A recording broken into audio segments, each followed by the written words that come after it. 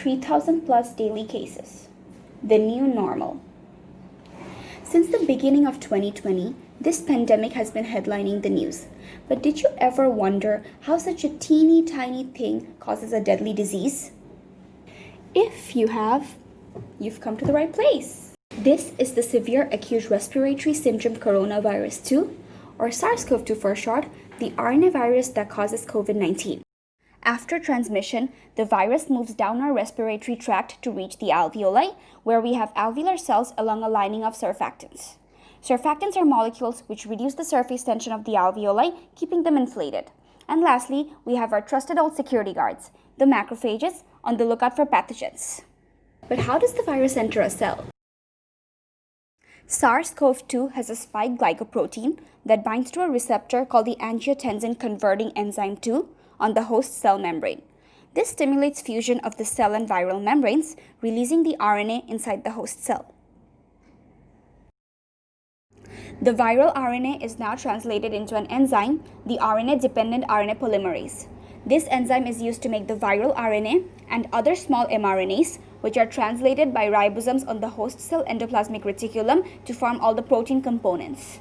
These are then assembled to form new variants which leave the cell. Now the body raises the red flag. As the host cell gets destroyed, an immune response is created, stimulating macrophages to release proteins called cytokines.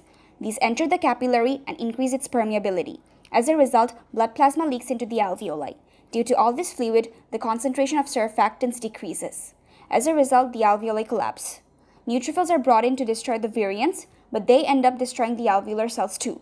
So cellular debris along with fluid accumulates in the alveoli. Consequently, gas exchange is hampered and oxygen concentration in the blood decreases. Scientists all over the world are racing against the clock to find a vaccine, and they've come up with one that's super fast and easy to make. The RNA vaccine. We know that RNA is like an instruction manual.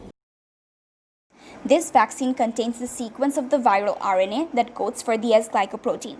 When injected into the bloodstream, the RNA enters the cell. Through translation, the S proteins are formed and they project out on the cell membrane.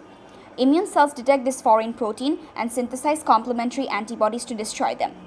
Once produced, some of these antibodies remain attached to memory cells so that an immune response can be created if there is a future exposure to the actual virus. And luckily, milestoning progress has already been made as of June 2020.